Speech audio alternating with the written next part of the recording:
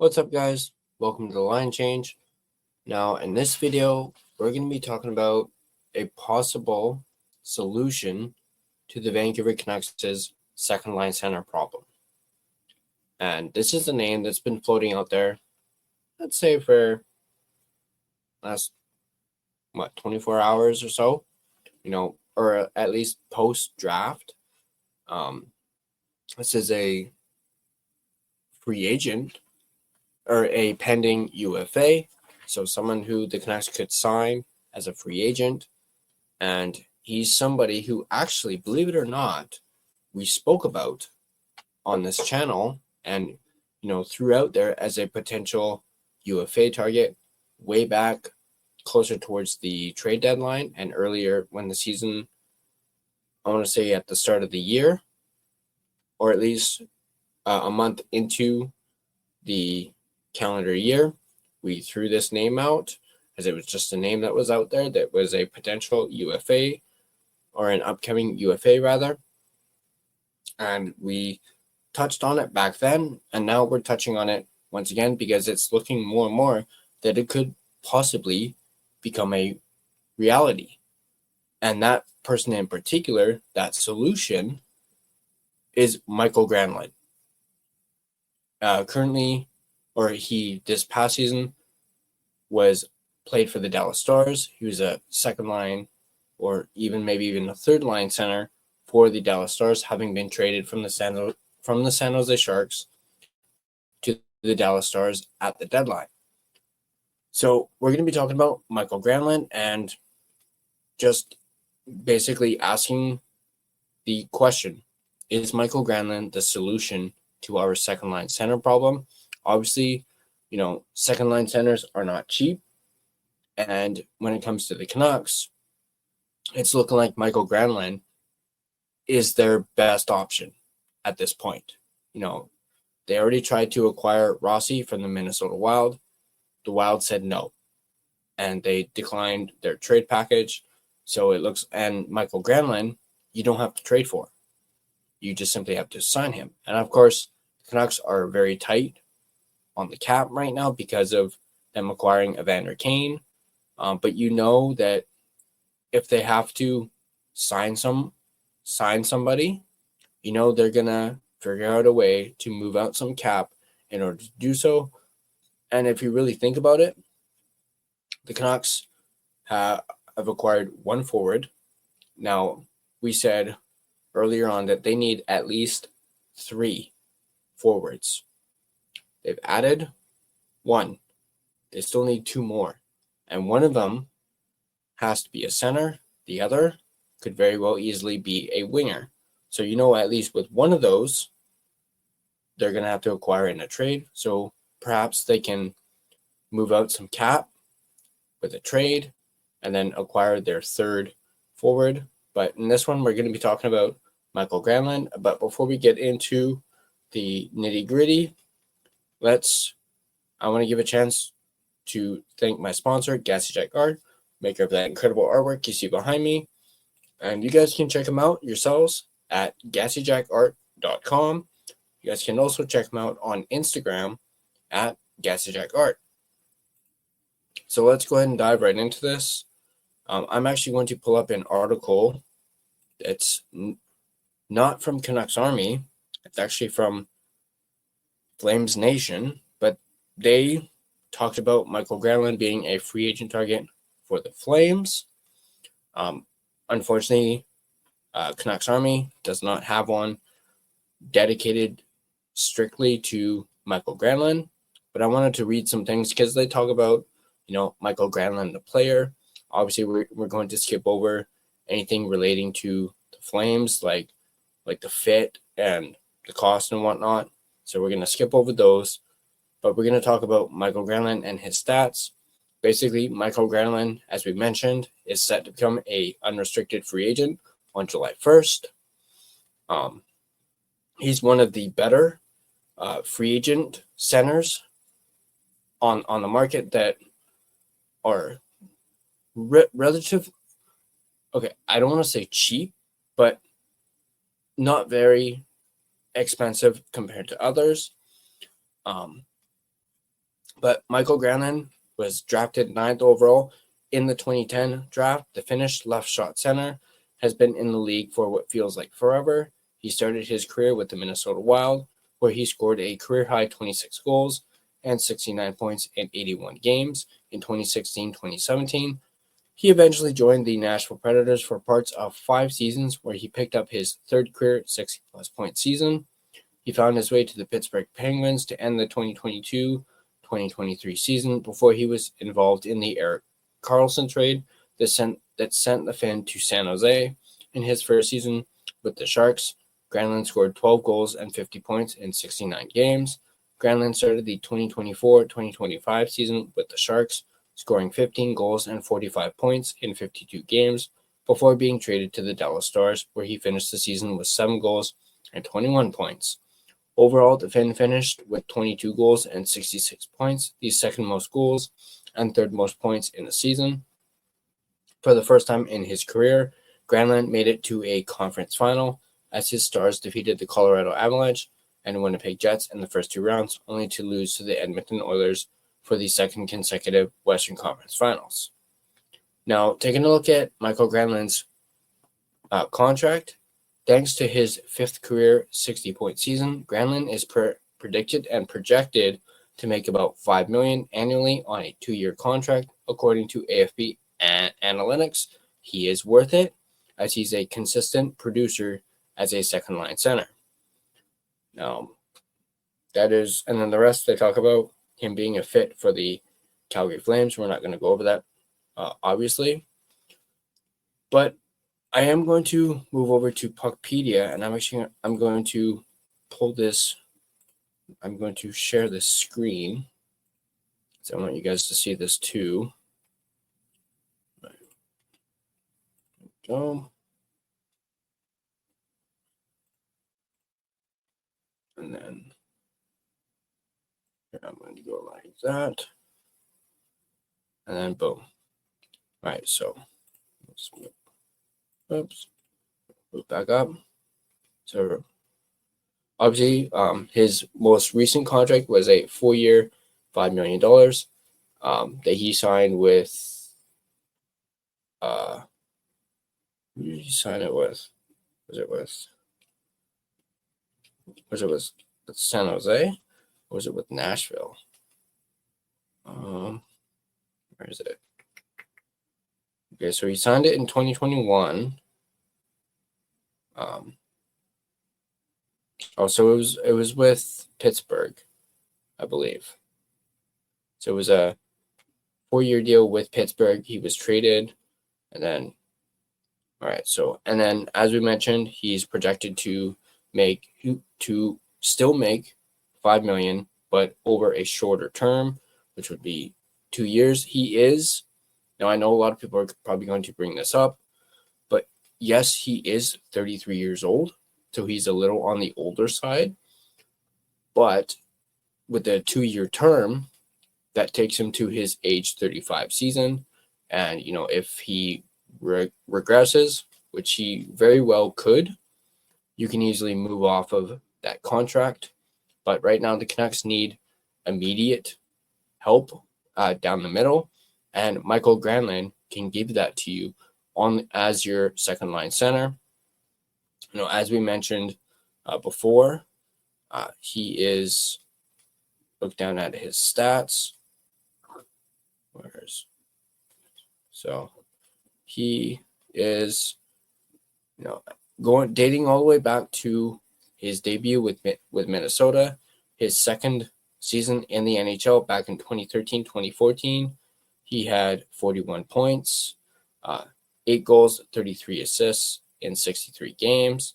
And then he followed it up with a 39-point season, 8 goals, 31 assists for 39 points in 68 games. And then he moved up to 44 points the following year, 13 goals, 31 assists in 82 games. And then he really broke out in 2016-2017 with the Minnesota Wild, getting 69 points, 26 goals, 43 assists in 81 games played. And then he followed that up with a 67-point season, 21 goals, 46 assists in 77 games. He did take a bit of a dip in 2018, 2019, only getting 49 points, 15 goals, 34 assists in 63 games. And then he was traded to Nashville, where he only played 16 games and had 5 points in 16 games, a goal and 4 assists. His first full season with Nashville, he only had 30 points. In 2019-2020, 17 goals, 13 assists in 63 games. And then in 2020-2021, which was the shortened pandemic season, he had 27 points, 13 goals, 14 assists in 51 games. And then in 2021-2022, he was back up in the 60-point range, getting 64 points, 11 goals, and 53 assists in 80 games. And then he was back down to 36 points, 9 goals, and 27 assists in 58 games in 2022-2023. And then that was when he was traded to Pittsburgh. And he spent 21 games as a Pittsburgh Penguin, getting 5 points, a goal, and 4 assists in those 21 games. And that's when he was moved to the San Jose Sharks, where he had 60 points in 69 games, 12 goals, 48 assists. And then his second season with the Sharks, 45 points in 52 games, 15 goals, 30 assists. And then he finished off, and then he was traded at the deadline to the Dallas Stars and played 31 games for them, getting 21 points, 7 goals, 14 assists. So he, as we mentioned, he has at least 5 times had 60 or more points in a season. And that is, so he's essentially a 60 plus point getter as a second line center. And that is someone that you want as a second line center. You want a 60 or a 60 plus caliber player as your second line center. So that's another reason why I think Mikael Granlund is a perfect fit for the Vancouver Canucks. Just based off his production, we saw him, once he was traded from San Jose to Dallas, he really started to heat up, and we saw how he performed on a bad team with San Jose, still getting at least between 40 to 60 points, even with a bad team such as San Jose. Just imagine what he can do on an actual good team. We saw glimpses of that in his brief time with the Dallas Stars. And I just think Mikael Granlund is the guy. I know for the longest time I was on that Marco Rossi hype train, but it's looking more and more like we're not going to be getting Rossi. So who's your next best thing and next best cheaper or cheapish option? It's Mikael Granlund. So that's why I'm really high on Mikael Granlund. I think he's the guy that the Canucks are going to sign in free agency, as of course you cannot trade for him, although Dallas could very well trade his rights to the Vancouver Canucks. There's a possibility that could happen, but at the same time, I do think the Canucks can easily afford Mikael Granlund at 5 years over, a 5 times 2. But let's take a look at at Mikael Granlund's player card. His obviously born in 1992, February 26th. So halfway through this upcoming season, he will turn 34. He's 5'10", 185 pounds, shoots left. His hockey IQ is an 88. His skating is at an 87. His shot is at a 79. And then his puck moving / passing is at a 90. His compete and consistency is at a 90. His power play is at a 90. His penalty kill is at a 79. His physicality is at a 60. And then his defensive zone starts are at an 80. And then you have his offensive zone starts at a 90. And of course, he's projected as a second line forward. So right away, his puck moving, passing jumps out at me, as well as his skating and his hockey IQ. Obviously, that's not where you really want to see for his shot being at a 79. We like that to be like an 80 to an 85 or higher. Obviously, the penalty killing being at a 79 is a little bit of a, makes you kind of question it a little bit. And same goes with a physicality. But all in all, I do like the fit for Mikael Granlund for the Vancouver Canucks as their second line center and their solution. I mean, this may not be a long-term solution, and obviously you want that. But if this guy is a solution for the short term, at this point, the fact that they haven't filled that hole, and that hole it has been essentially vacant since January? Fill it with Mikael Granlund in the short term, and then maybe, if, Granlund's not really working out, you could always, flip him, maybe at the deadline or something, or perhaps, just see if he works out for the next 2 years and then move on from him.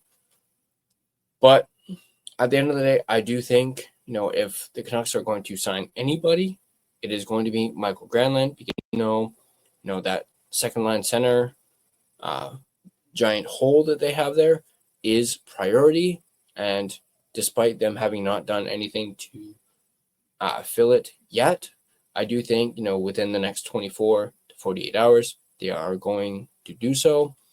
But I want to know what you guys think.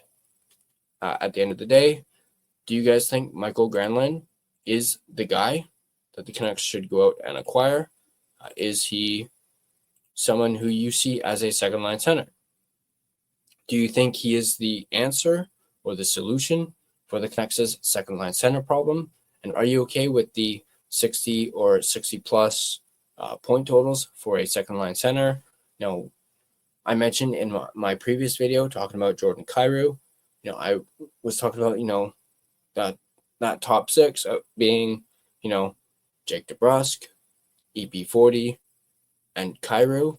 And then you had Garland, Granlund, and then Kane. That is the top six that I was kind of slyly referring to. Imagine that as your top six. Yes, it's not the best, but it's something, and it's better than what we have now. And it does sound pretty promising having Garland, Granlund, and Kane. And of course, your first line being DeBrusk, EP40, and Kyrou. Again, a little bit of fantasy right there, but between the two, I do think Mikael Granlund or the Canucks signing Mikael Granlund is a lot more realistic than them going out and trading for Jordan Kyrou. But at the end of the day, I want to know what you guys think in the comment section down below. What do you guys think about Mikael Granlund? Do you think, as I mentioned, do you think he is the solution or the answer to the Vancouver Canucks' second line center problem? Let me know in the comment section down below. And as always, if you guys like this video, be sure to hit that like button. And if you want to stay up to date on all your Vancouver Canucks content, be sure to smash that subscribe button, and turn on your notifications so you don't miss a single video. You can find us on social media.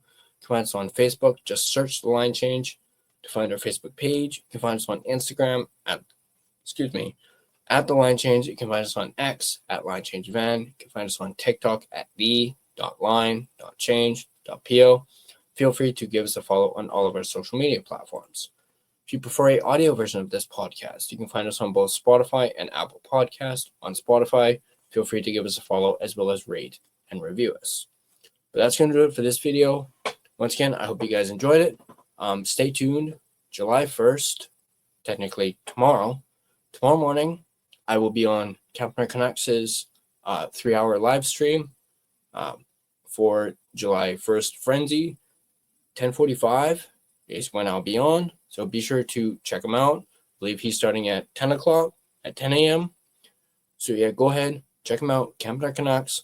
I'll be there, and we'll be talking the draft. We'll be talking about free agency. We'll be talking about all things Canucks. Speaking of which, go Canucks go. And I'll see you guys next time.